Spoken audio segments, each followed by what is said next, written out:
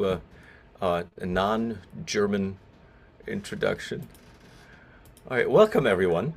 It is an absolute treat to be here. My name is Theo Ford-Stiegler. I am at Bowling Green State University with our graduate programs in organization development and change. I also represent Nexus for Change as a place where we hope to build and gather community around how do we do this thing that some people call collaborative change.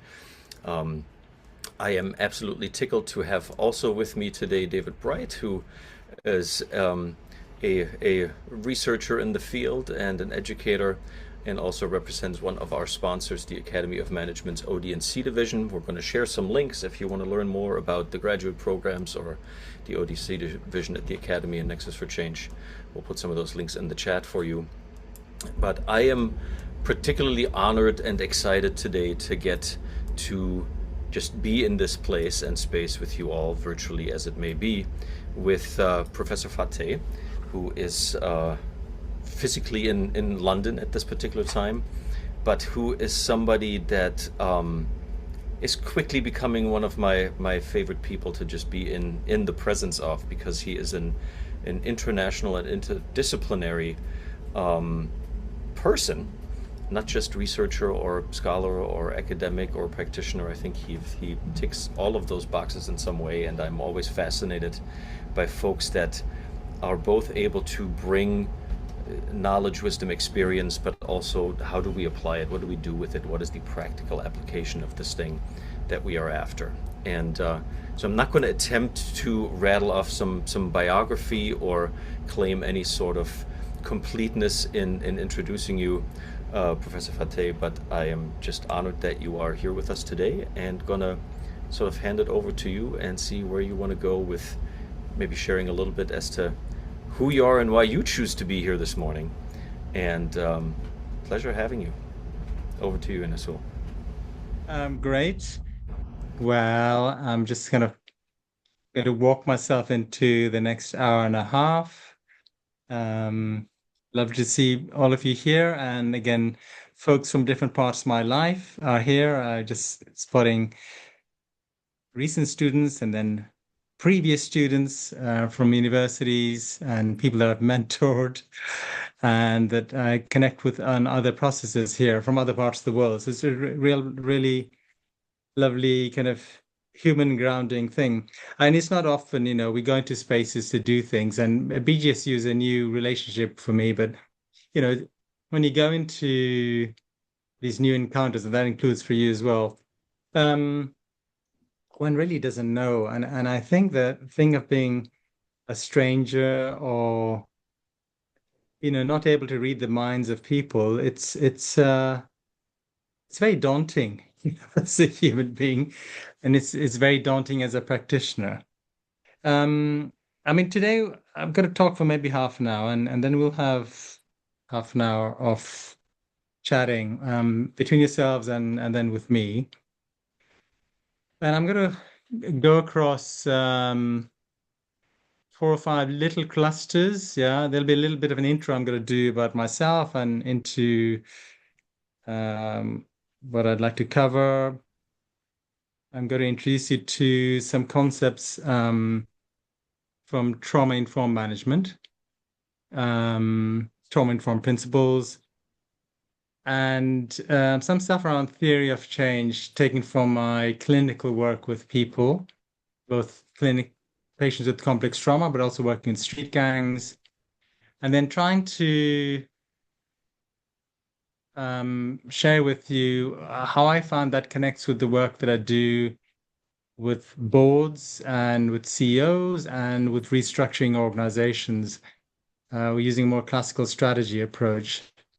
I'll kind of walk you through that. It's kind of an autoethnographic way to bring you into a subject matter, because I think, as Theo kind of alluded to, my own lived experience is broad, and I feel it's got depth within that breadth. And I think it means that humans, like all of us here, we are kind of uniquely placed to deal with the complexity of the world around us, because in a way, informally, unintended, but also formally and with intention, we also try to engage with this kind of complexity, interdisciplinarity, and ultimately the kind of interdependency.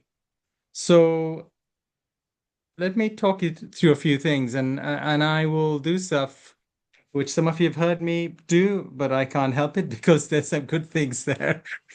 It's not as if I'm a stand-up comic who has brand new jokes every single time.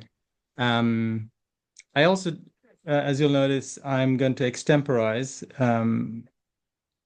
which is the nature of life, really. We like things to be predictable, and we like to be able to control our circumstances, but we don't really have much control. And what we are left with is often feelings of that helplessness and anxiety. And then we have the clock ticking, and we have to deliver on stuff and make it have meaning for a whole bunch of people that we don't know really well. This could be in the clinic, it could be at a board level.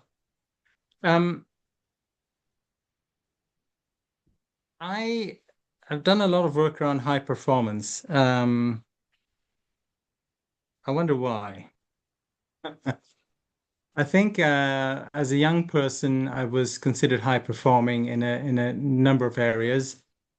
I've come to understand why it was that I kind of was addicted to pushing things so much, and it's easy to do that when people applaud you or it seems to be successful. It's more difficult when people think, "Oh, that's not up to anything." But for whatever reason, um, very early on, I got into the habit and the practice of doing quite a few things pretty well in very different fields. So athletics, art, the academic stuff, and the stuff that nobody measures. How you are with people, because these are the qualitative, very subjective experiences, and how do you refer to them? Are they relevant? Uh, can you teach people this stuff? Is it going to affect the balance sheet? And in this quarterly cycle, is it something that you bring, which the shareholders will think that's worthwhile? So you've got all these kind of concerns out there, and then you're this human being who's actually quite good at what they do, but you're trying to make all that stuff intelligible, and then also find a way so that teams can manage. Um, you come up with new products, and you have to find new partnerships. So early on in childhood, I was doing all this kind of stuff, and I think I went into the academic world, went to study economics. I didn't particularly warm to it, but I thought that's where I could earn a living because I came from the majority world, and I love literature, but you couldn't earn a living, or in my case, I wanted to improve the condition of people in the majority world. Studying literature wasn't necessarily going to do that, but studying economics, you could maybe get a better economy. So I went in for that reason. And in the preamble here, we were chatting, and I was just saying how complex it is when you have your first encounter somewhere when there's a kind of a buildup of expectation. You go there, and something really underwhelming happens, which is that the folks you think are really on board and will get you excited about a subject, they do the opposite to you. They don't look at you, they look down, they look at their spreadsheets, and they talk in a very disembodied way. And in my case, it was about me as a bright young student arriving at university. And so my brain started thinking, what's going on here? I'm really good at this, but I don't really enjoy what I'm getting right now. They don't seem to get me. And I'm wondering, do they need to get me for me to be okay at this elite university that I'm at, that I've got into? So there were these paradoxes coming up for me early on, this conflicts that I had put myself in a position that I wanted to have impact. But I go into the places that are meant to have great impact and are good at that. But when I was there close up, somewhere I felt it wasn't for me. Suddenly, this is not for me. And whom do you tell? And this is a very, very long time ago. We're talking more than 50 years ago. I think about 50 years, yes. Um, whom do you tell? What do you do? Often in the corporate world, we have this experience. You walk into a place and you really don't know what's going on. I mean, you've researched it, you've walked in there, and you go to the meetings, and something you can't put your finger on it. You think, I'm not able to comprehend what's going on because they're talking in English. I can see the data, but something doesn't really make sense. It's because you're seeing people's connection with the subject matter as being quite a disembodied one. In other words, as human beings, you talk about, your heart is in something, your passion is in there. You have a feel for something. And often I'd go into these places and there'd be this discrepancy between coming in with this high-flying stuff, and then I'd go into those environments and find, good grief, I can't possibly work with these folks. My brain is saying, I won't be able to survive. They're not really looking at you as people. They're looking down at the stuff and so on. So anyway, this is this mini preamble. I'm giving you a foretaste of what you're going to get for the rest of the session. But early on, I got interested in this whole area of high performance, and I think, having been also a high performing athlete, and I think in the corporate world, I got well known for how I was able to support teams and organizations so they became high performing. And I think I look at high performance as a kind of a muscle, a human muscle. The more you kind of use it well, the better it gets. It'll continuously grow. You could even start at the age of 70 and 80, more my age band. And it can still grow. So high performance dynamics is as about a bodily thing. And why have I given it that kind of biology? Because ultimately for me, high performance comes down to the human being and how they relate to the knowledge base that they're presented with. And how do you make something from that knowledge base and the data, the circumstances, the capital, the company, the team, the quarterly cycle? How do you weave something from that so that the human beings you have to work with, who have to work with this, it makes sense for them and they can go and execute? So very early on, that's about 45 years ago, I kind of noticed that more than talking about a balance sheet or looking at quantifying treasury risk for an investment bank, more than that, the anxiety they felt around the risk was not just proportionate to, I felt, to the work in front of people, which was about, increasing profit and maybe they're trying to get rid of an entire arm of the industry and they're looking for ways to downsize. But I noticed that behind all this kind of decision making and thinking were really very simple and we call quite primitive feelings of loss and longing and grieving and desolation, which predated these folks even working in what they were working, but it kind of infiltrated the board meetings. And I was constantly, and in the early 80s, I was really fortunate to be working a very complex thing, which is the debt restructurings of Brazil and Mexico, and with Citibank and Chase Manhattan, and there was a lot riding on it. The monetary system could collapse if these countries defaulted on the debt. So a lot of people, including myself, were brought in to try to resolve the crisis and give advice around that. And at that stage, I also began to notice how people began to project into the corporate decision. They were projecting things from what had happened to them in their lives, and elsewhere. And it became confusing for people sitting around the table because they couldn't quite see why certain options were so triggering for some of their colleagues around the board to be looking at, because they said, well, looking at it in paper, we can see the risks and how we do the risk mitigation, but they couldn't quite understand how strongly some people felt in terms of rejecting those options. There I'm sitting around there as a youth worker in my spare time, thinking, gosh, I'd like to spend time just chatting to these people. Somebody needs to chat with them. And this is what I began to do. So from a long time ago, I think it was this sort of informal, casual therapy, but without being trained, which I was doing in and around that, which then made it different for people when they came back into session. And it just began to change their decision making.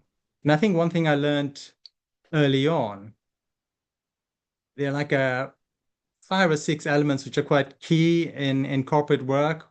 There's stuff around decision making, there's stuff on engaging people, there's stuff around leadership, stuff around culture, managing change, developing talent. It's always there. It's always there in the background. They're always investing in capital. They're looking far beyond the horizon, but always these elements within the current corporate decision path always kept coming up. And whenever I looked at them, I just thought,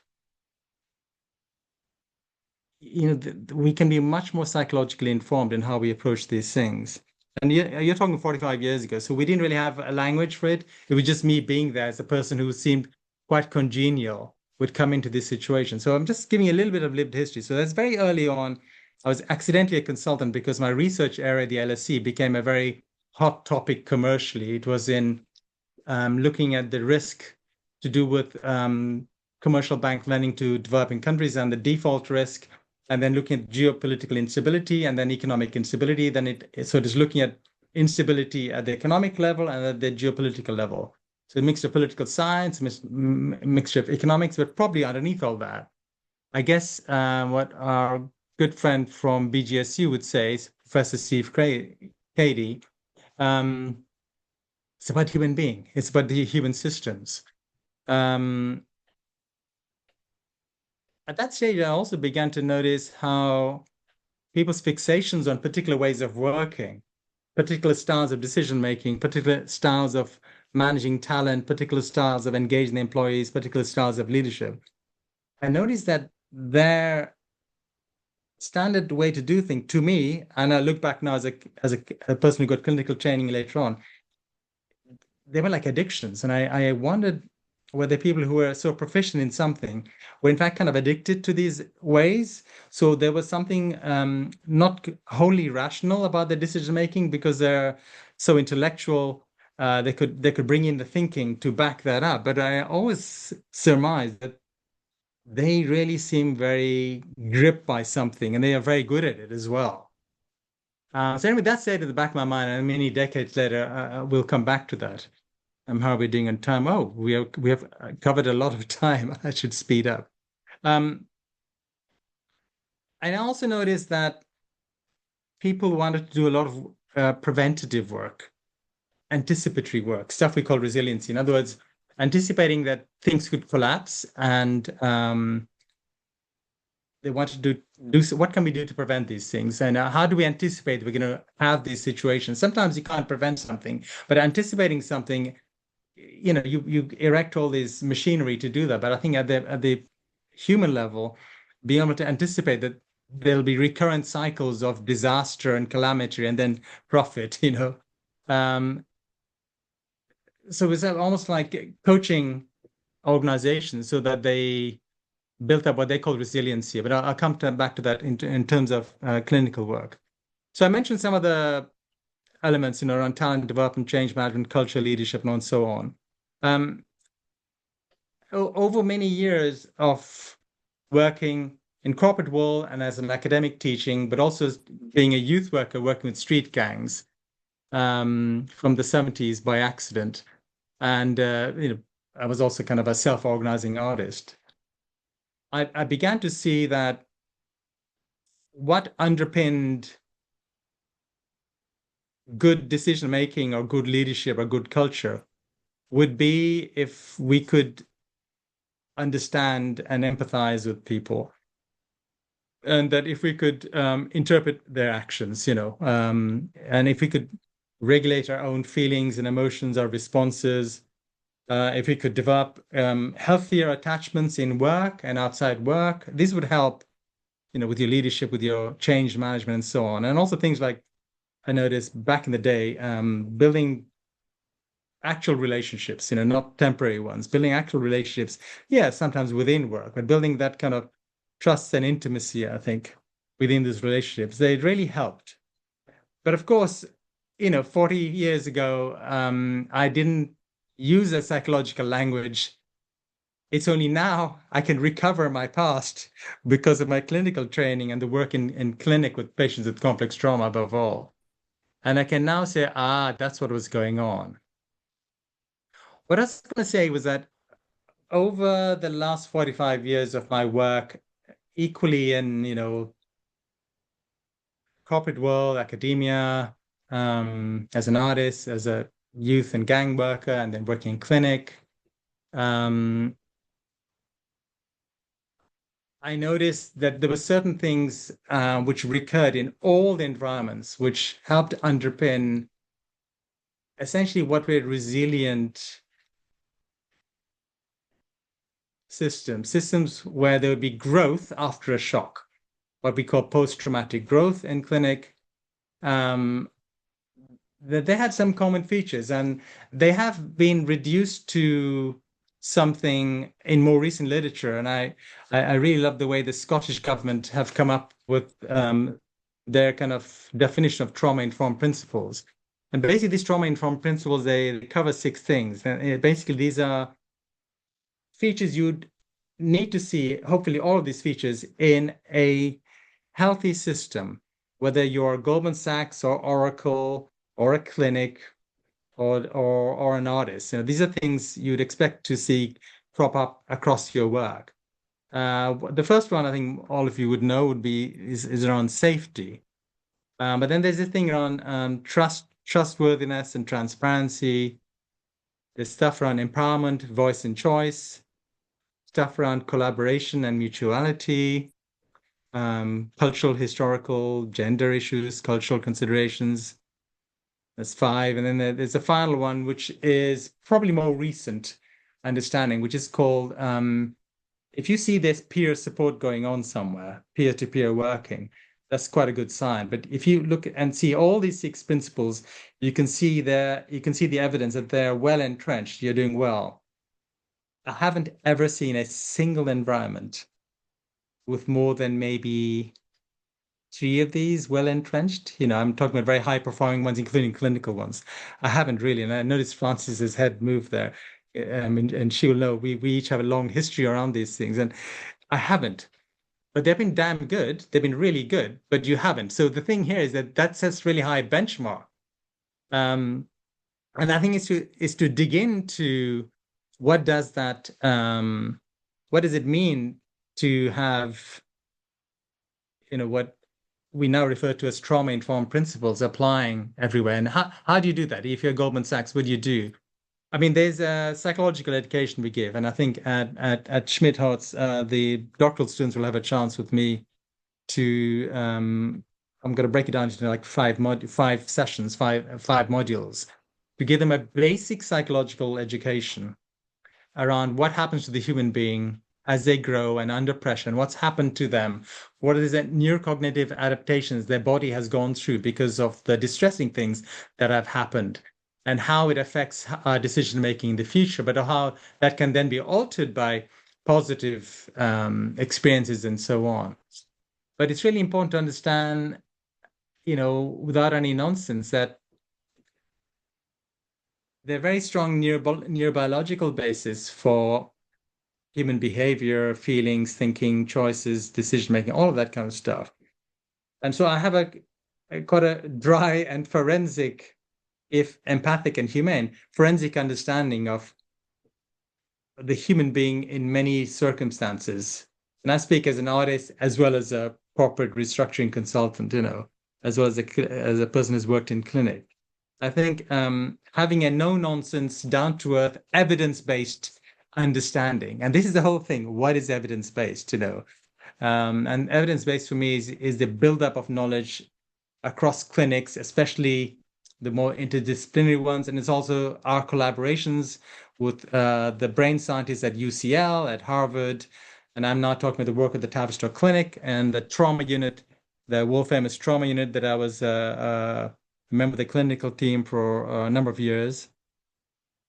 And also sideways, a connection with Bowling Green is that I also am an associate of and on the board of the Tavistock Institute, which is applying psychological principles to organizational work, what they call system psychodynamics.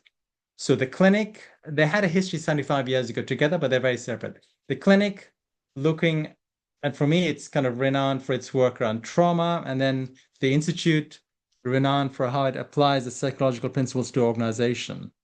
I came to both later in life, so it was being invited, I was being invited in as a practitioner, as somebody with lived experience, and right back to the whole thing of, not having the formal academic background from the beginning. Later on, I acquired more training, and I think certainly clinical training, and also lived experience as a patient, what it is to be living with trauma or complex trauma, and that then going back to the peer-to-peer thing. So there I am in clinic as a person who understands from a perspective of having been a patient, but is also the helper. And then in the corporation, that I'm a person who has led organizations and through crises, but also have had catastrophic things happen as well within that context. And then, so that's my primary credential, I say, is lived experience within that. This is a roundabout way to get into something because in a way, my teaching is experiential and it's not to talk. So this is rare that I get to just talk like this. And in a way, it's unpopular with me, but I understand why we have to do it. It's a way into the subjects. And to say that, so we're going to start opening the door in a way. So we have a little discussion with ourselves and with myself about some of these things. There's some things around theory of change I just want you to know because we're going to take a break now. I'm going to perhaps I'll ask Lisa to organize folks into groups of 3, and you'll be there for maybe 5 minutes just to be able to share how you're feeling, where you're at, some of the things that have come up for you and that you'd like to say or ask, okay? So before I throw you into that, just to say, human beings, when we are under pressure, we have this notional window. They call it a window of tolerance. I call it a zone of high performance. Where in normal conditions, when we are well rested and have good connections with people and adequate space and time, we're capable of making decisions and of being able to be engaged by what's happening around us and be able to respond to them in a way which is appropriate and thought through. But under difficult conditions, that kind of, we get squeezed. And the trick here is that when we are squeezed, we can do something to counter ourselves getting squeezed, that window of tolerance shrinking, that zone of high performance almost diminishing to nothing. We can do something which reverses that while it's going on. And there's stuff around self-care around that. Which is very immediate, but there's no equivalent of having therapy, so I would say, but we know that the majority of the population won't get that. So there's things around a kind of self-care which you individualize, which I teach around, which you individualize. And then there's something around understanding some of the warning signs. And some of the biggest warning signs are, social thinning. When you drop off your social connections with people, you don't pick up the phone, you stay in. It's a sign to yourself and to anybody else, you're going to a silo, you're under it.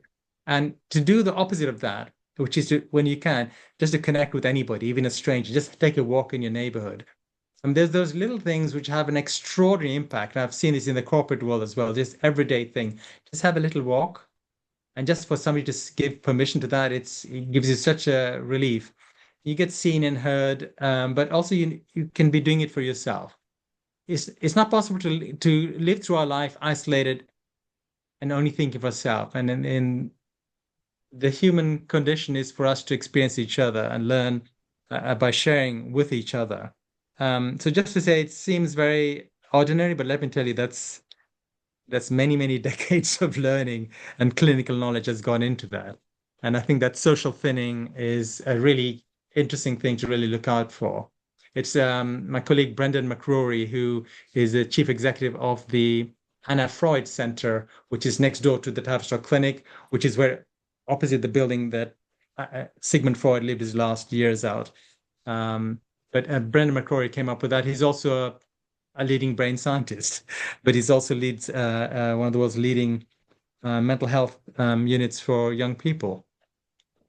Look, we're going to pause there quite randomly. There's other things to do, and while you're going to take your 5 minute break, we will come back.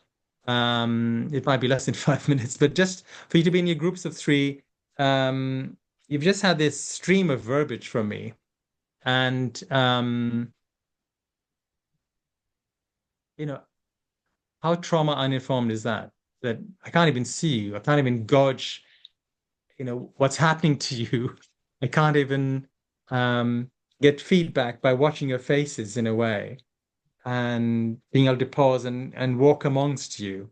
So instead, you will now be with each other in this AI-enabled way, and then we'll come back and let's see where we get to. And you may have some thoughts as well. Anyway, how is it for you guys? I think what you just shared is there is an attraction of your work that brings people from very different backgrounds and understandings and fields. I am fascinated that the longer I get to spend time with you in these spaces, that it seems the trauma informed piece is sort of a part of the connecting tissue. It doesn't just show up in, here's this clinical space where we talk about trauma informed principles or trauma informed care. It's something that's been very important in my work. It was sort of the other possible dissertation topic that I didn't end up choosing, but so it really resonates for me that shows up in so many different places you're sharing about, and how I think it has an opportunity to really serve us connecting more intentionally as human beings, without drawing lines around what that connection needs to be, but to show up in those places with an awareness of trauma is a real thing that is right now in this conversation and anyone's conversations that are going on. We didn't have that language before, and we didn't even have the diagnostic criteria. But I think and the language can be quite frightening for people. So I know in some of the corporate world, I think they get quite nervous and anxious when they see that vocabulary. Hmm. But they need that, but they just feel they get contaminated, if they come near it. Back in the day, I remember in the 1960s, anyone who had cancer, people just felt scared to have met somebody with cancer because they thought it was almost as if it was contagious. And I think the thing on trauma has reached that point where, although it's very much in the popular vocabulary, I think when they're actually with a clinician who does that, and sometimes people clock that I have a clinical background in this, so they're thinking, he's seeing me, and it happens sometimes. But the thing is that it's about how do we find a vocabulary which just gets into the whole thing of being able to connect with what is in front of them. And part of connecting with what is in front of them has to be, but where are our connections? How are we connected anyway to Mm. us and our history? And in becoming interested in what was behind us, even if you spend a little bit of time on that, it really helps us when you look at the present or what's ahead of us. Um, I'm co-creating this with you. This is the way to look at it. This is something we're doing some sort of co-production around, co-creation around, and it's us workers coming together and sharing what's come up, from that kind of work thing. Um, what might be interesting is if we can see everybody in view, then Yeah. it diminishes me in that. Then it becomes a little bit more participatory. So I have just adjusting the power dynamics. And I know we're on 2 pages here. How many are we at the moment? How many have we got online? 26 Okay, altogether. 26. Um, God, I see people from so many different parts of my world here. It's really interesting. So spot you. Hello, Ken. Long time no see. Um, Ken Nishikawa. Zhao Yang. So, thank you. So, in no particular order, would you just like to share anything that came up for you in these last minutes, but also during the course of the session, and any questions you have or anything you want to speak to, and we'll find a way. Just unmute yourself and come in. Just unmute yourself and come straight in. I, over a very long life and career, I would find trauma here and there, setting aside Vietnam and World War II and all of that. But by and large, it wasn't as present as it is today. I've been on 3 Zoom calls, and it's only Thursday. Every single one in various sectors have brought up trauma, personal trauma, social trauma, political trauma. And I'm wondering if I know it's an important symptom if others see it and can produce some facts around it. But personal trauma I've experienced just recently, and for the first time, I really found out what it's like. But everywhere I go, people like the school superintendent in our discussion, down all the way to the desk of the classroom. The kids are exhibiting the effects of their community trauma and their family trauma. So maybe we should become, we're change agents now, but maybe we've got to become trauma specialists, all of us, because that's all we're going to be facing in the next few years. Let's come back to that. Let me hear some more. Thank you so much, Dave. Really, that's really, really resonating. Yeah. Well, one thing that actually I was really interested in hearing more about, something I was looking at before, is what you were talking about in system psychodynamics. Because one of the things that I observed in an organization of, of professional workers, when I say like professionals in like their R&D scientists, where they were doing a significant change. My internet is unstable. Okay. And but we can hear you. My takeaway from what I was saying is, my takeaway from what I was seeing is I felt that what the employees were experiencing could be qualified as moral injury, from the sense of what they were asking them to do, something that was contrary to their professional values. Yes. But then researchers were saying, no, you can't apply moral injury to organizational life. You reserve it for, soldiers at war, frontline workers like firemen, or, nurses or doctors that have to do things that, they don't think is aligns with their values. I tend to disagree, so I'd like to hear your thoughts on that. I think moral injury could happen anywhere. Mm-hmm.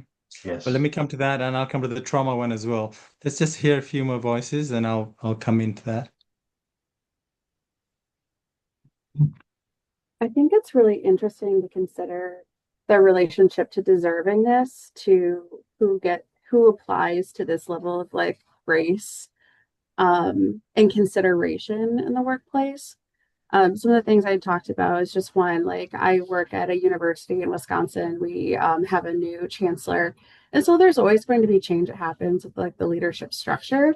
I think it's interesting to consider, like, especially as you get to know new leadership that you haven't built year-long, decades-long relationships with, when it comes to trauma-informed care and then moving the needle. Sometimes in order to like push forward in states of like crisis, financial emergency, it seems like some of these other pieces get kind of pushed to the wayside. And so it's, how do you prioritize that while also navigating a space full of like the duality of really complicated, messy, and life-altering stuff? The priorities don't always seem like aligned there. And so it's a difficult space to be a part of. Thank you. Okay. Noted that. One more, then I'll have a little talk.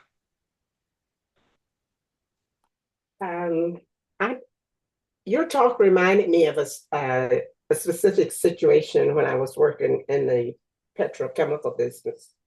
The vice president for refining had a reputation for being a tough guy, a brilliant guy who brought a lot of money in the way he did refining. And one day I was in his office for some personal talk. He was the sweetest man, and he told me about the trauma of losing his only son and how that affected him. And your talking just reminded me of that. But as you talked, I had this sense, if I think about my experience, I don't know how I could have handled the sensitivity of looking at 32 men in a room, thinking that each of them is dealing with some type of trauma that's affected them, which is now affecting what I'm seeing them do. To me, it feels overwhelming to have that kind of sensitivity and curiosity about them. I don't know why that is. Thank you, Francis. I'm just going to have a quick look at the comments.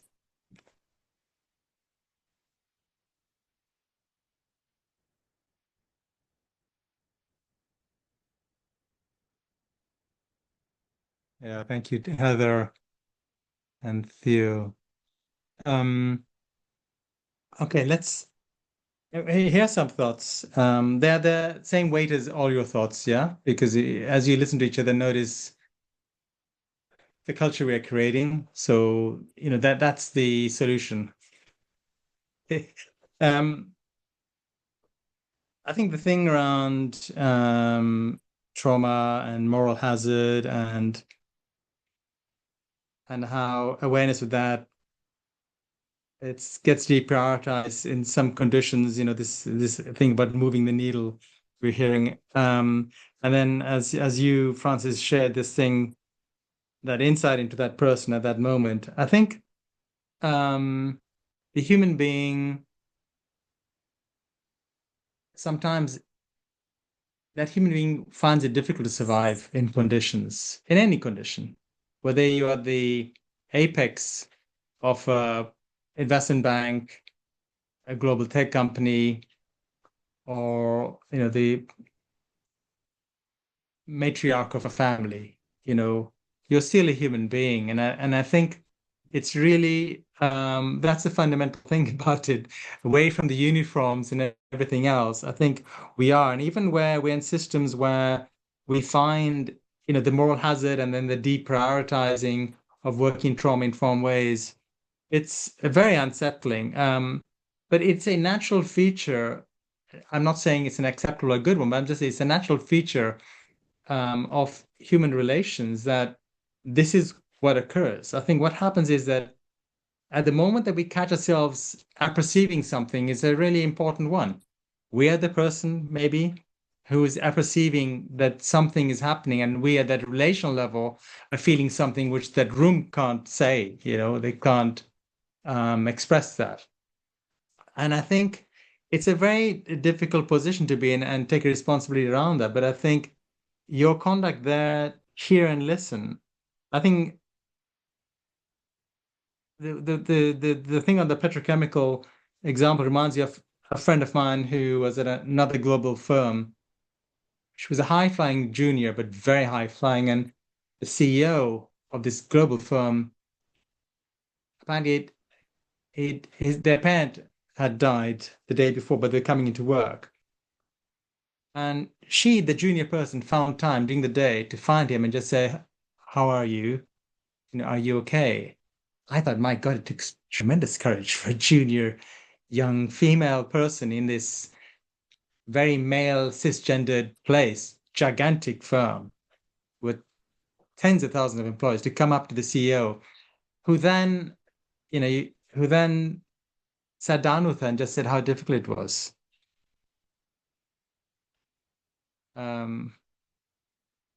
It is really difficult. It's difficult both being that junior person who may quietly find a way to come close to somebody who might be quite terrifying. Because the ones who are very, very terrified are terrifying, are very, very terrified. They have reasons to be carrying terror because of things that have happened to them elsewhere, and so on. I just want to say something that I don't use the word trauma much when I'm doing my consultancy work and some of the teaching, when I'm actually training people up in these areas, because I think for me, it's about getting an understanding of ourselves and then creating that space to acquire and become better at having understandings of others. This curiosity about ourselves and then about the others. And I think it's that, because it's not just about having team building exercises, then everything works out at a global corporate. I think it's that right at the beginning, I kind of read out this little list of the things, like talent management, decision making, culture, and change management. These things won't work very well if you have a uninformed understanding of why human beings do what they do. So whether you're a tech company, an investment bank, or a nursing home provider, you've got to make sure that we have that. But also, human beings are very different.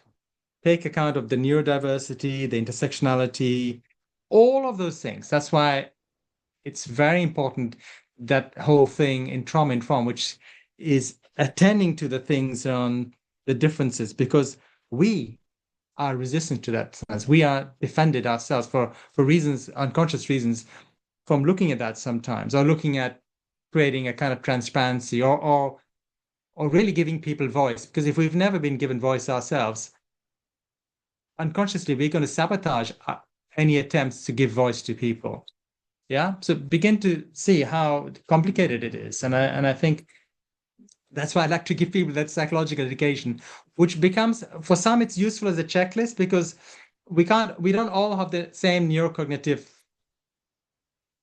inheritance or the biological state of it at the moment. It depends on so many external factors. But what we can do is understand a little bit about what can happen to humans and how to help that, but also that this might be hindering stuff. So I've just a little note of caution that I don't like to use the emblem and the brand of trauma and trauma within the actual consultancy that I do, because they just think, oh my God, it's the guy who's a trauma specialist, and everyone lock up their traumas because they'll be scared to come in front of me because I'll see right through them, into them, and they're going to feel shifty around that. So we've got to be very trauma informed about how we set about doing trauma informed things. Any other voices, new and old?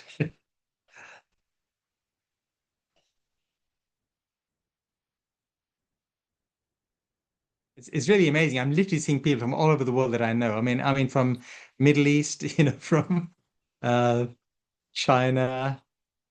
Yeah, sorry, somebody was about to say something. This is Rihanna. Can you hear me? Speak up just a little bit.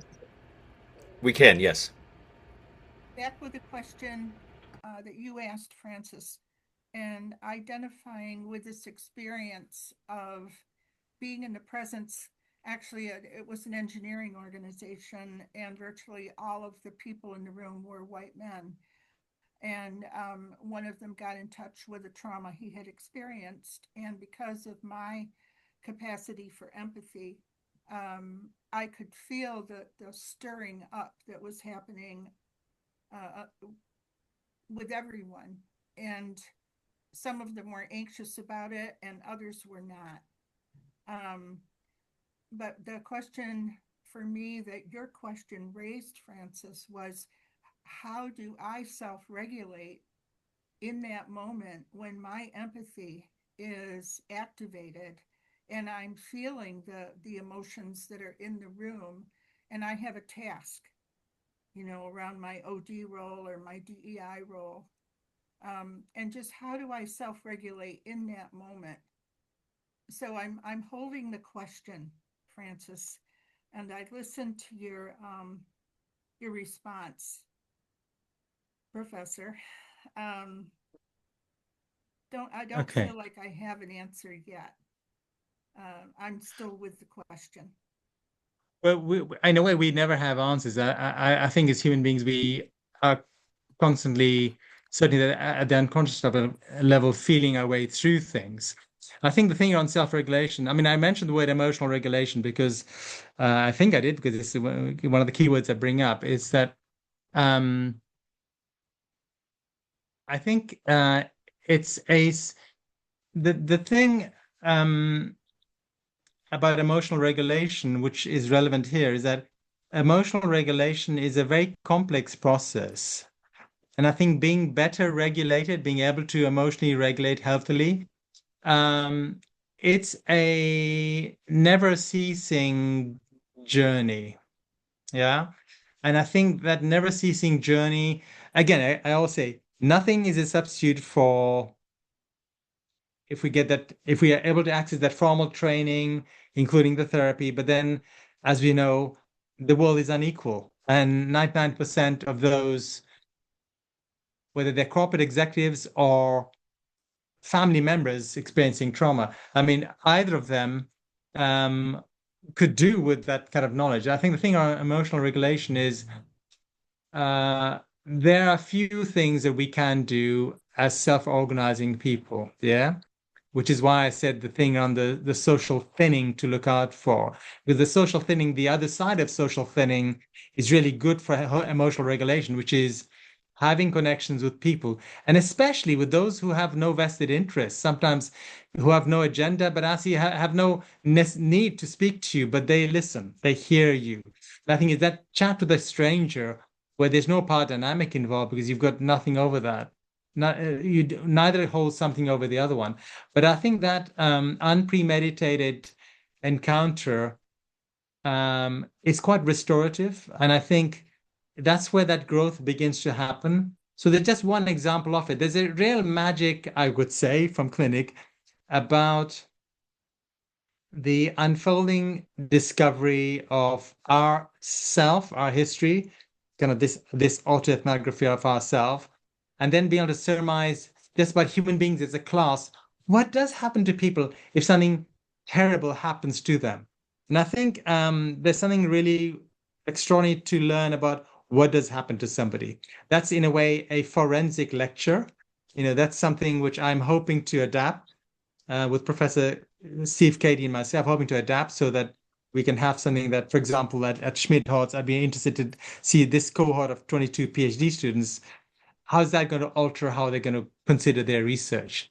But the emotional regulation side of things, I think, I mean, it's my biggest challenge. It's not just that I've got the legacy of trauma, but it's just that as a human being, we're up and down all the time.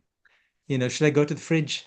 No. Should I open the fridge? No. Have I hung up the washing? No. I mean, and then the anxieties it sets off because they're seemingly innocent things. But the things that dysregulate. May I Go on. interrupt? May I interrupt and share with you what I actually did in that moment?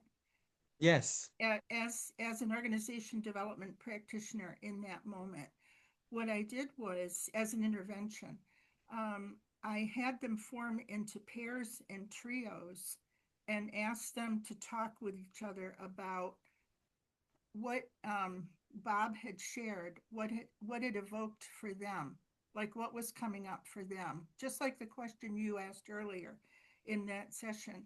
And then they talked together for 5 to 10 minutes. And then I had them form into the large group again. And then I asked, is there anything from your small group discussions that you want to share in the large group? And then we were able to move on with the putative task for the day. So that's what I actually did. And it helped me and it seemed to help them with the regulation. Yeah, this is really interesting. I mean, thank you so much. And it's lovely, isn't it? There's this alliteration between what you've just shared now and what we just experienced in a very humble way just earlier. Because also, taking on the task of speaking, because we are not the fount of anything. We're not the fount or the fount of anything. I think as soon as we deprivilege ourselves from that unfair position to be placed in, then we all know that we can all. Oh, we can all do this magic. And as saying to Theo and Lisa earlier that, co-creation, co-production, that's what we are trying to head towards, That's what's really key in this. I'm also, a bit of a community development worker. I can see Sarit Zeltzer just said that emotional regulation through mindful waking creativity is beneficial in persons and groups. Creativity, absolutely. I mean, this morning, as I said, with this world famous artist, I spent time mentoring them, and as human beings, everything and anything can make sense, and that's different to what but you don't look like you would be able to make sense of this because after all you studied this, or you look like that, and this is about those people. But we're just human beings, and I think we can perceive what these things are. I mean, as I'm speaking, I'm suddenly realizing the weight and depth of the people on this Zoom, because there are people who know me, whom I really admire, who are on this Zoom, and I'm watching them, and I'm thinking this is extraordinary, because as I'm talking, I think very unconsciously I'm probably I think I'm taking a position to do with being someone that people can see through, because in a way, as a clinician, you see through people, you see into people.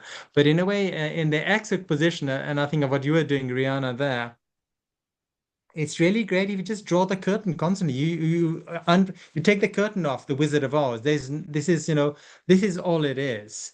Or maybe you will discover for yourself, oh, but the simple act of sitting down, wow, that didn't take any money. That seemed very simple. Nobody wants to say this is really good, but because it's so simple, they don't know what to say. And this is the issue I have, the paradox that Steve Cady talks about. There's the stuff which is meant to look so complex, but then how you address that seems, as they say, surprisingly simple. But it is, but then to go then mobilize it is a different story, because depending what's happened in our lives, it is not as easy as flicking a switch.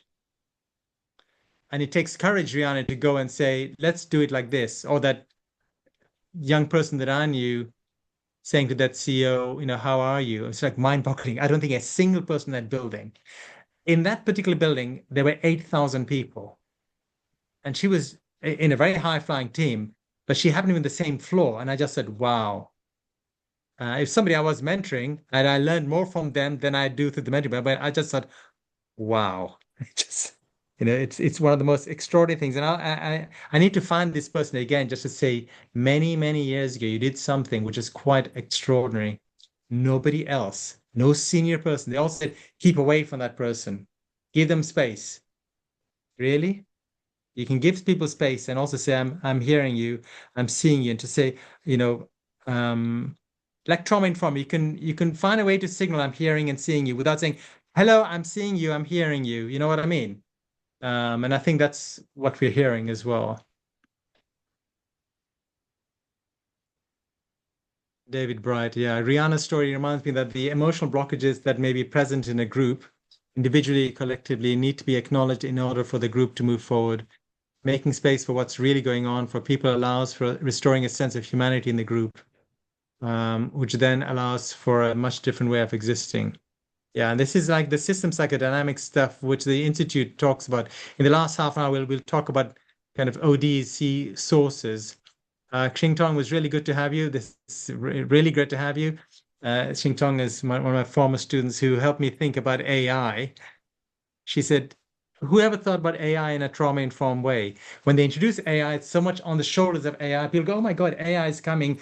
What will they do? Because it's all powerful. But then Xing Tong asked me to think about, it's almost as if AI has been unleashed in the place, but it's not been done in a trauma-informed way. Think about the poor AI. What if it was actually a conscious person? What a terrible way to introduce somebody into a circumstance, to say, they're fantastic and come in and help you, So Xing Tong, thank you. This is one of my former students. Did a brilliant dissertation on trauma-informed management. I have to say, you can look it up. Sarit, thank you. I will be asking you about that dissertation, Professor Fateh. I wanted to just voice, Sarit, I think you just embodied what I was feeling, because you had your hand on your heart, and there is this moment that for me, just now was impactful because it seemed like that connection existed through this ether of the Zoom connectivity and Wi-Fi hubs and however we might be connected here in the space together. And if we can do it on Zoom, for crying out loud, we should be able to have these kinds of connections when we are in person with folks that sometimes might be challenging in our day, that sometimes might be important in our day. Eenasul, I am intrigued to think what some of your answers might be on the next little bit. I want to bring in David, if it's okay to transition. I think we could probably have another... Yeah, I'm saying hello to Ashley, who's just come in. Yes, please. Very senior person from, used to be at Loughborough University, in charge of collaboration and partnerships at Loughborough University. Helped it become a world-leading university. And he's LinkedIn. He's at another conference. It's so great. He's probably at an airport now. It's really great to have him. I love it to see the people here. I've got to say, I'm really feel very honored. Yes, hello, Ashley. Yeah, so I want to bring in David. Some of the conversations that we've had in this space around how Ashley, did you want to share? Shall we stay with everybody on the screen? Yeah. Because that seems more humane. Yeah, Lisa, let's stay in the group if that's the. Thank you. Yeah. And Ashley, did you want to share something? It seemed like you were coming on. Please feel free to as I interrupt you mid transit. As I interrupt you mid shoe.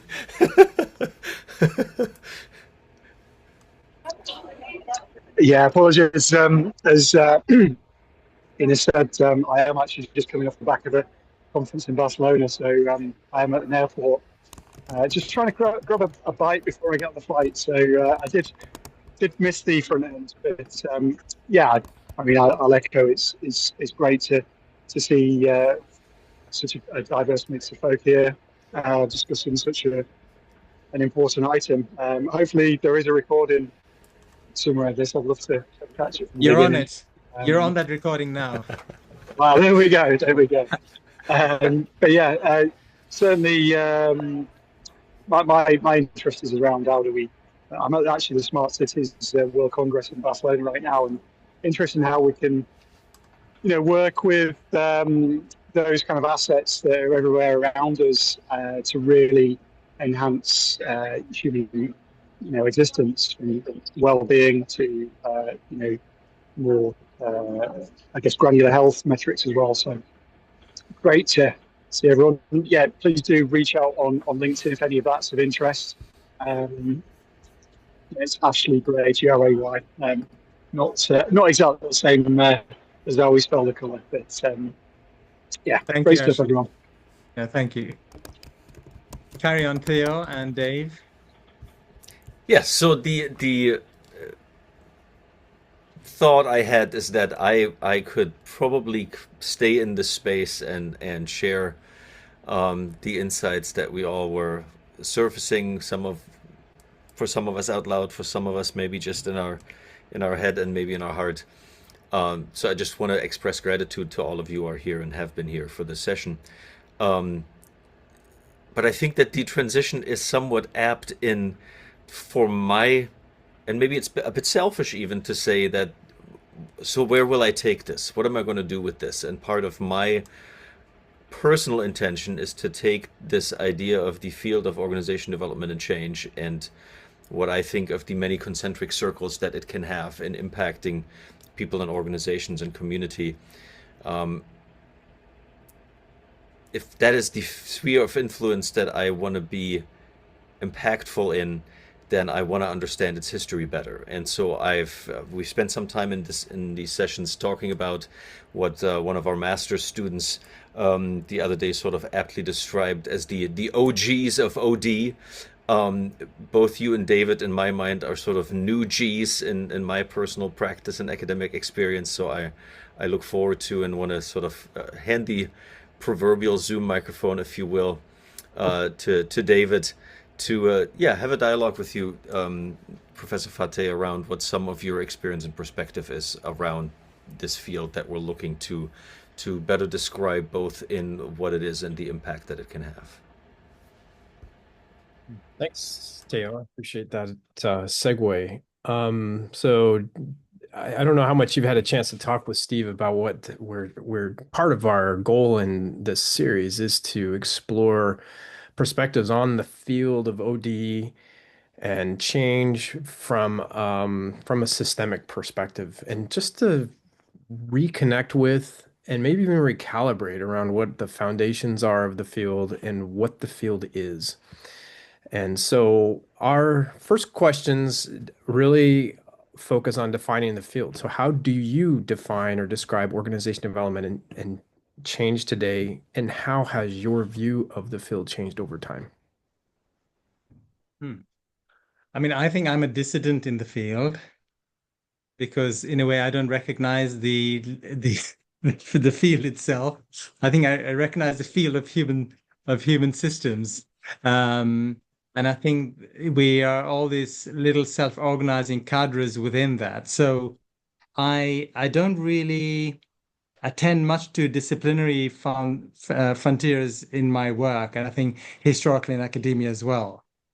So, well, that's my short answer. It's like, Yeah. So how do I think. I'm sorry, I interrupted you. Go ahead, finish your thought. No, go for it.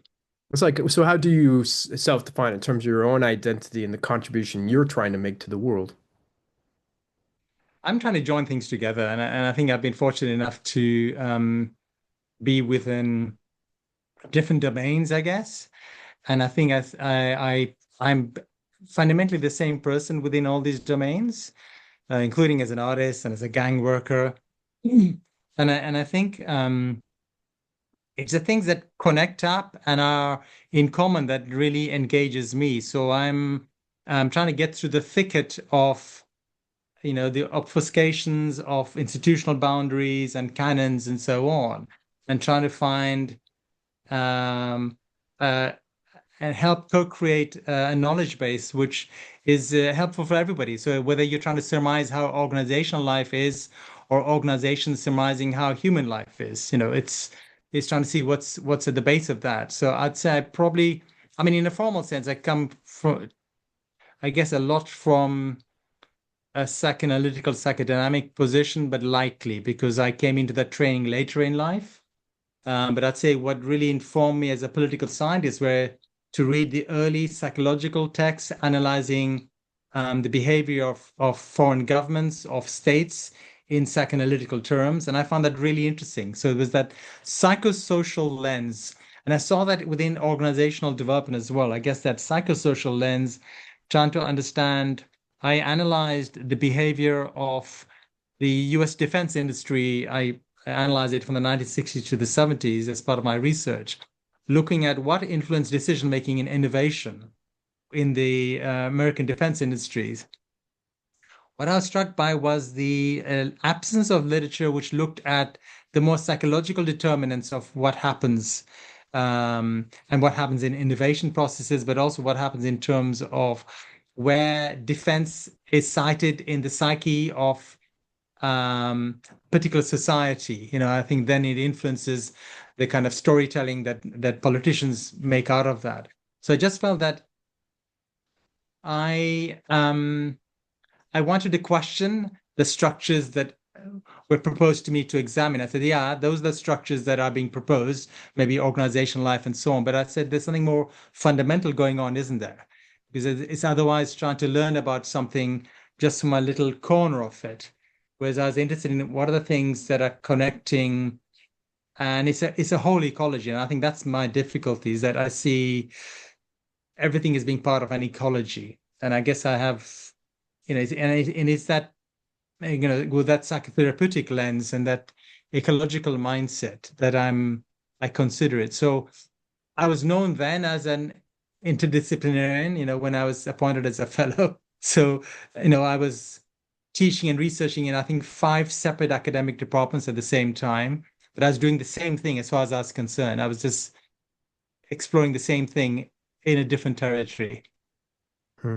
So taking that one lens, So what is it that sets this particular lens apart from other approaches to change? And how is it shaped by our current global and organizational challenges? Yeah, it's difficult to, yeah, I'm not sure. I don't know.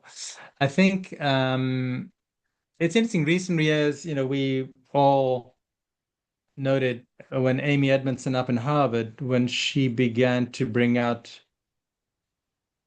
there was a particular discourse around safety, and I think the fearless organization, and then the right kind of wrong, which I guess I've critiqued, and I guess those are the books that people should look at. But just to think, okay, so here's Eenasul here. What would be his take on that? So for me, I'm not so sure there is uh, a particular methodology that is occurring to me. I'm still it eludes me. It's still there. It's part of my researches. That's why I say that my approach is kind of fundamentally psychosocial or biopsychosocial. Um, I'm very agnostic about where I sit, yeah, and how I sit. I'm very agnostic about that. I mean, I've been in government as well. People know that I had advised for 4 years on a key project of the left-wing mayor Ken Livingstone in London, and then with the kind of right-wing conservative Prime Minister David Cameron, I did advise on a key thing there, and I was an agnostic in those circumstances and using a whole range of lenses. I like what Dave says. Academic departments block this blended identity that Eenasul shows us. Well, I mean, that's for me self-serving to pick it up. Um, I mean, hence I've never sought to take on tenure in an academic institution. I mean, Steve Cady is the first person after many decades who's kind of been chatting to me, and I've been supporting his work, and I'm really interested and intrigued by the idea of contributing to the leading thinking that is already there in Schmidt-Horst, this whole approach, which I think Mike and he have been building up in the last 3 decades. This thing really unusual. I mean, the doctoral program is quite gobsmacking. I mean, my colleagues, I won't mention which universities, you know which they are, who are associated with me. I mean, they were absolutely gobsmacked to see what is offered in a 3-year doctoral course, the kind of experiences and the gradients they go through. It's extraordinary. So, I mean, I was very excited, and I must say that this is useful. So we're talking about a pedagogic academic space, yeah? But I look at the choice here now. It's my choice to accept to be associated with something like that. So this is saying something about my interpretation, my discernment of what's happening in BGSU at Schmidt-Horst, yeah? But it also may be saying something about what's around that, because why is somebody who's an outsider like me, and how is Steve and BGSU doing this connection with me? I think that's really illustrative of what we're talking about, yeah? What's missing out there? And what's missing out there is the kind of impact that we all have in different ways. And obviously, I'm interested in, well, it's very interesting with Ashley sitting up here when he was at Loughborough some years back, and we collaborated a lot on developing the collaborative approach across departments in Loughborough University. And then within that, I guess it's bringing in explicit kind of interdisciplinarity. But Ashley kind of helped to kind of name that approach, and it spoke to my own sense that there's much more in connection with us than keeps us apart. That's about the human condition as well. But let's be honest, academic departments. I mean, please. I mean, you're speaking to a person who's been around them for 45 years. You know what I mean? I mean, I know about that stuff. I know about all the research trials that they all go through. I've been at all these elite universities, as if I don't know. But it's inhumane. You're burdened by having to churn out literatures, do these seminars, all that kind of stuff, which is highly performative. he doesn't really relate to the reality. And the thing is, it's like my critique of Amy's work is that it's really interesting, but there has become an industry, and the industry, it seems to usurp the reason to do something, and the industry becomes more important than the problem you try to solve. You see what I mean? It somewhere it interjects the industry and the academic department in front of the problem. So I just say, get out of the way of the problem ourselves. Let's all get around to this problem, but let's not put ourselves in front of that. Yeah. So yeah, I'm not a friend of departments, generally speaking. Yeah. We Well, shouldn't be. I've been around long enough to, It's arcane. yeah, I have, yeah, I agree with the challenges that you are. I mean, I've lived them, so yeah, thank you for that acknowledgement. So in the spirit, you were talking earlier in your presentation about the challenge of teaching and helping others to develop the perspectives and skill sets necessary to do bridging kind of, the bridging work. And so just from a perspective of creating that foundational knowledge, who are the key historical leaders and thinkers that you would recommend to those who want to learn the skill set that you've developed, and who are some of those historical figures, thinkers, and who are some current voices and thinkers that you would recommend?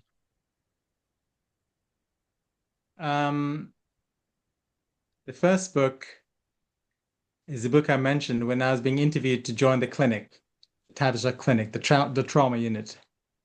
And during the course of the interview, which is on Zoom, I went to my bookshelf, and it's in front of me now. I brought out a book that when I was a 16-year-old, I kind of won a modern languages prize in this very prestigious school. And the books that I requested was one, a book by Sigmund Freud, and a second, a book by Anna Freud. Anna Freud on psychoanalysis, Sigmund Freud on the ego and the id.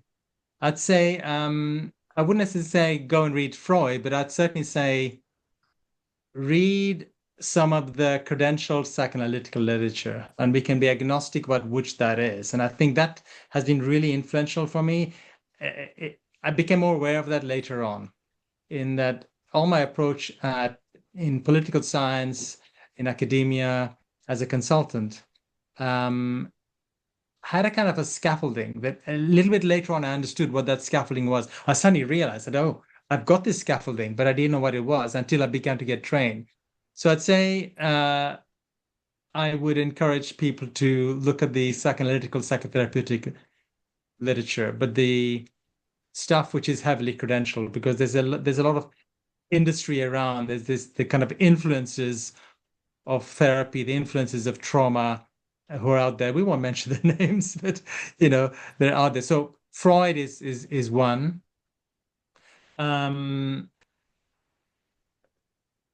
And I'd say, yeah, I mentioned in international relations, I think it was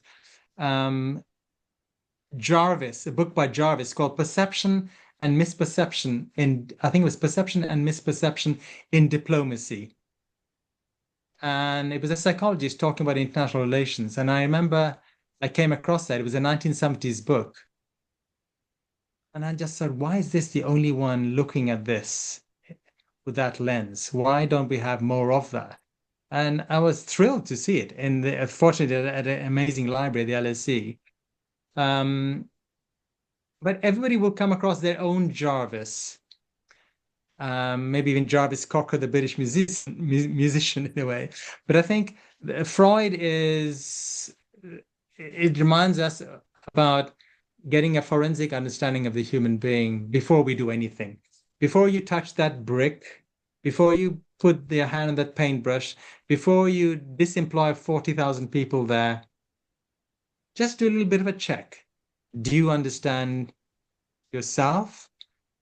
And are you able to create space to understand the people around you? So you've got to make a start on that, More recent texts, I would say, my clinical team, they brought out it's now a classic work on complex trauma, which a layperson could understand, and anybody would understand themselves and their neighbor and maybe the workplace better. And it's basically it's just called complex trauma, and it's the Tavistock model, it's a Tavistock clinic. It's complex trauma, the Tavistock model. I actually have a copy right here, and it's edited by my boss, Joanne Stubley. So that's another book. I wish I'd had that book. I wish I had that book, in the 1970s. Would have saved me a lot of time. And then there's another book from the other place, the other Tavistock, which I think we talk about systems. And Dave, we are talking about systems. And of course, the Tavistock Institute, Systems Psychodynamics. They have been slow in producing books, and it's not a perfect book, but they have something out called An Introduction to Systems Psychodynamics. It's not perfect, nor is the book on complex trauma perfect. But these two are interesting, and it separates the bullshitters. It's the best way of putting it.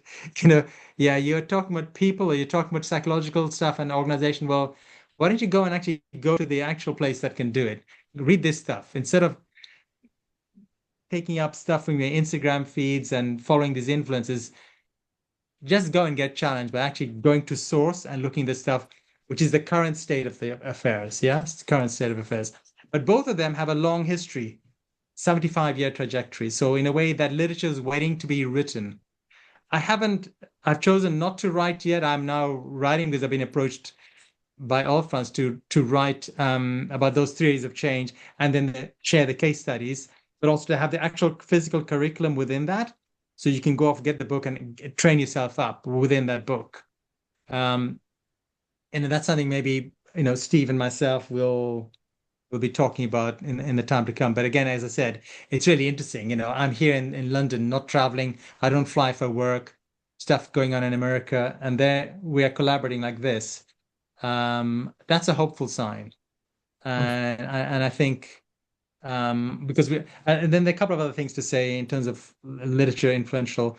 I'm really lucky that I've had a muse and a mentor for about almost 40 years, who set up an organization, which is, I think, one very admired by BGSU, but they're a person called Rebecca Swift, they're creative director of it.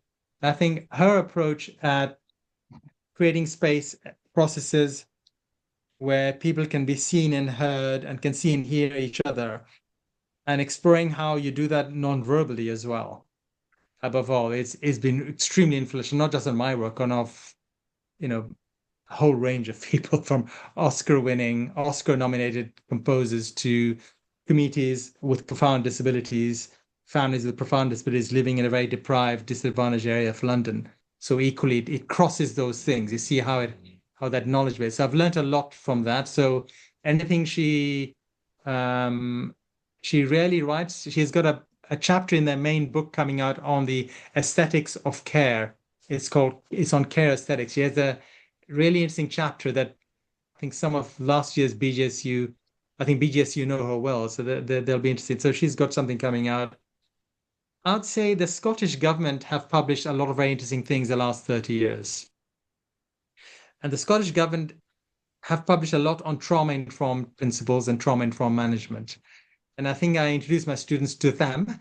Is that other country, there's England, Ireland, Northern Ireland, Wales, Scotland, and I'm really very struck by the interesting experiments, academic, health sector, organizational, that are going on in Glasgow, in Edinburgh, and so on. And the Scottish government have produced some really interesting resources. And so they have lived experience of trying to do joined up stuff. Sure. And then there's Trieste. And Trieste is a place where a really interesting experiment in society came about, where they had a joined up approach at mental health care and cooperation and high flying stuff and all of that. It lasted for about 20 years, and it's referred to as the Trieste approach, or the Trieste effect. And that's been written up over many decades. And that's been quite influential for me in trying to think of how do you design a society or an organization which is joined up. It no longer exists as such, but they've had political changes there. But these are my non-linear ways to suggest reading lists to people. I say, well, if you're curious, go and look over there. And critique Amy Edmondson, critique. What is a critique you'd offer of the right kind of wrong or of fearless organization? I think is basically there's a lot of good there. I think it's the follow-up book, which is, I think, created a dilemma for a lot of us who work in the field, Right. which you'll have to discover for yourself. Thank you. That was a very wide-ranging answer. I appreciate that very much. So in keeping with this, if we take it as a valid goal that we want to train others or to help them to discover the capacities that you have been developing and practicing, what would be the essential competencies or skills of practitioners who do the kind of work you do, or scholars who do research that supports the kind of work that you do? So the essential skills, well, who decides that? Where do you come into that? What's the arbiter of that? So I think that's a really interesting question. What does it do to us when we come up with the essential list? The essential list, essentially, there is none because it has to be individual, isn't it?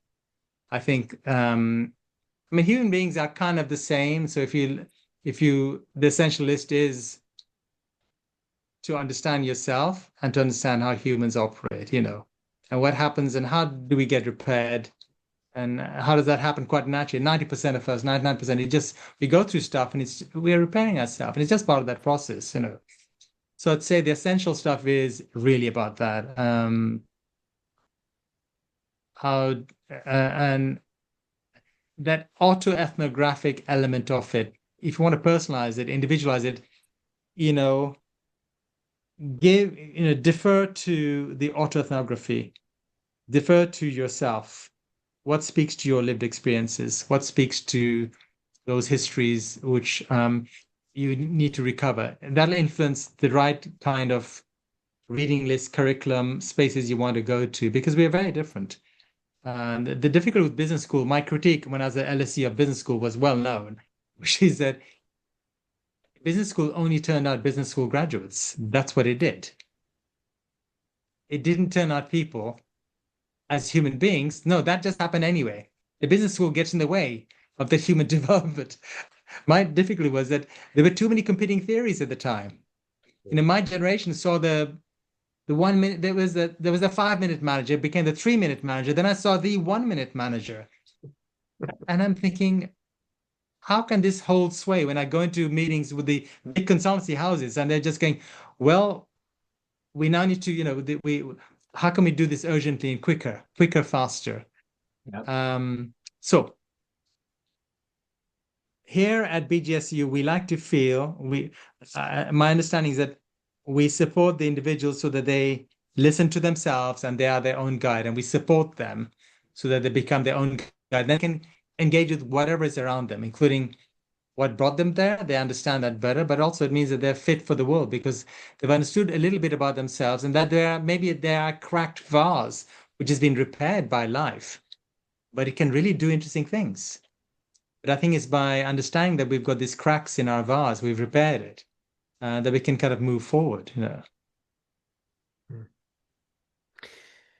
Okay, so last question, and I'm adapting it to what I rapidly adjusting everything. Oh, absolutely. Well, and I think that's important, right? So, but for you personally, how would you describe your overarching purpose or mission in the way that you choose to intervene in human systems and the impact you're trying to create on the world? Okay, that choice is twofold. One is the easier one is to say to work in ways which lead to things which you can all agree are good and are necessary. now that we can all agree is a very tough benchmark. And that's where the co-creation, co-production at the basis of trauma-informed approaches comes up. But that's what I aspire to. It's a kind of a low-key, low-fi, low-tech way of looking at it.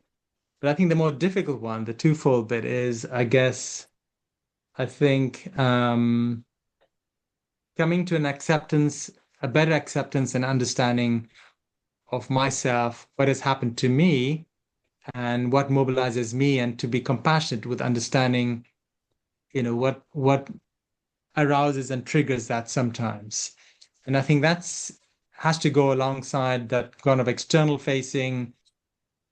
And then there's the other stuff, which is about being able to have space to do that thing we call, mentalization, metacognition, that sort of reflection on self, and then our feeling self. Because I think it's all got to start, like an athlete, it's all got to start with what's inside oneself.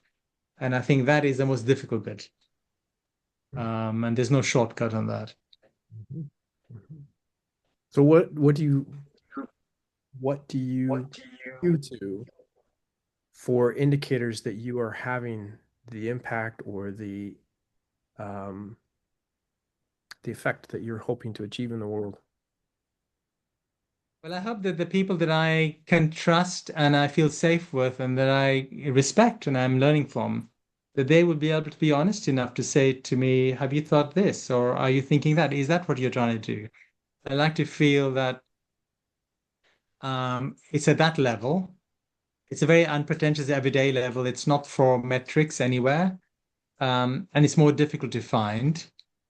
Because it's also, the opposite end of that is that when we work in hierarchical systems, we're looking for top dogs to kind of every now and then put a stamp of approval on us. There's that whole thing.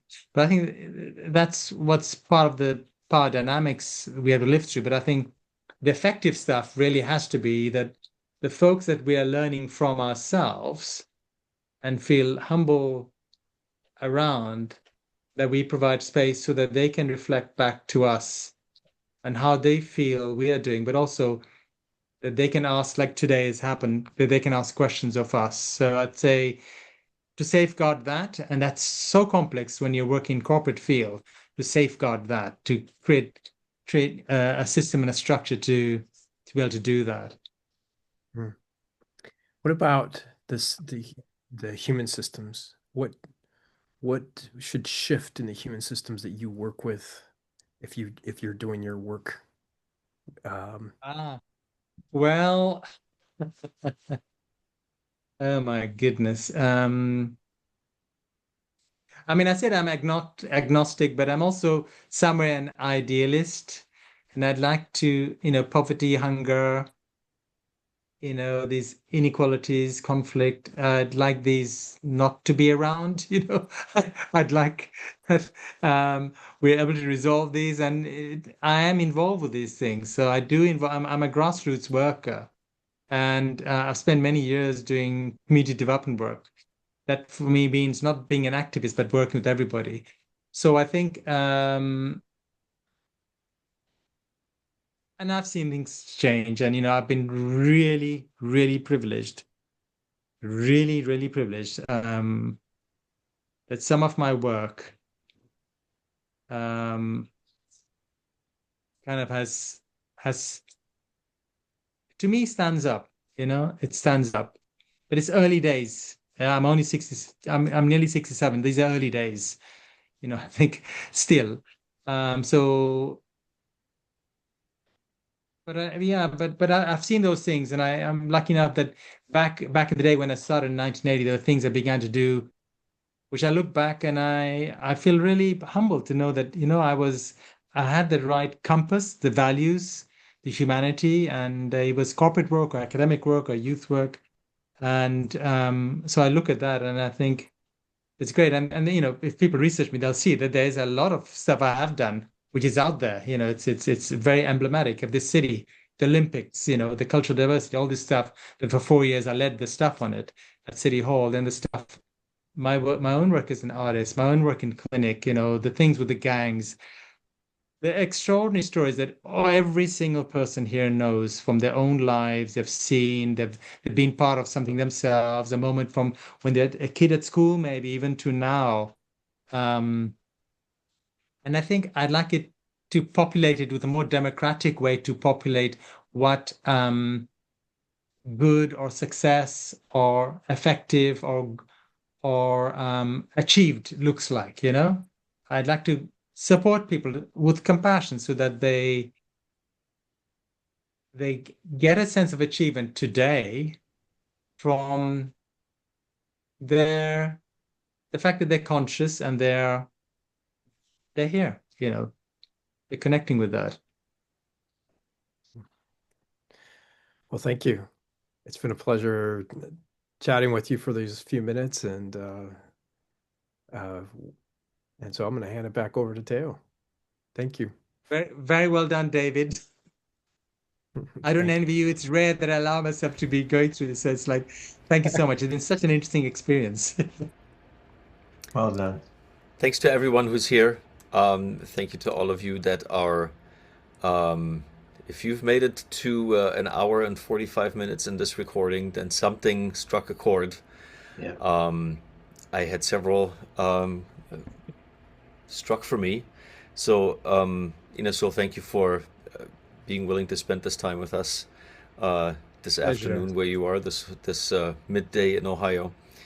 I look forward to maybe just one little seed, some little blossom.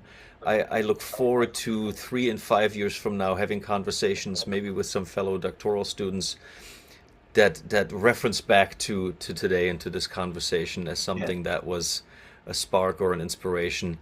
I hope that you all find those moments in your work, and let's celebrate and share those with one another. If you're at all interested in past sessions and future sessions, we will have Steve Cady presenting next week on what he calls the AI imperative, becoming quintessentially human. And I think there are some pretty direct lines from what we shared today into that space. Thank you all for being here. Have a fantastic rest of your Thursday, wherever you may be. You save all the let's chat. connect soon. I haven't been able to, please send me the chat. I want to thank my teachers who are here, my friends and teachers, Ashley, Sarit, Alexandra. As usual, see how quiet they are. It's and Ken, it's good to see you. He and I have seen each other across many things. But no, it's really great to be in company. They will give me afterwards why they stayed on. It's like. Thank you so much. It was fascinating as always. Yeah, it's opening a heart, new possibilities of being. I love what you said. Thank you. Thank you. Real pleasure. Thank you. Thank you, everyone. Bye for now. Bye for now. Thanks, everyone. Bye-bye. You want me to maybe stay on or not? We're done?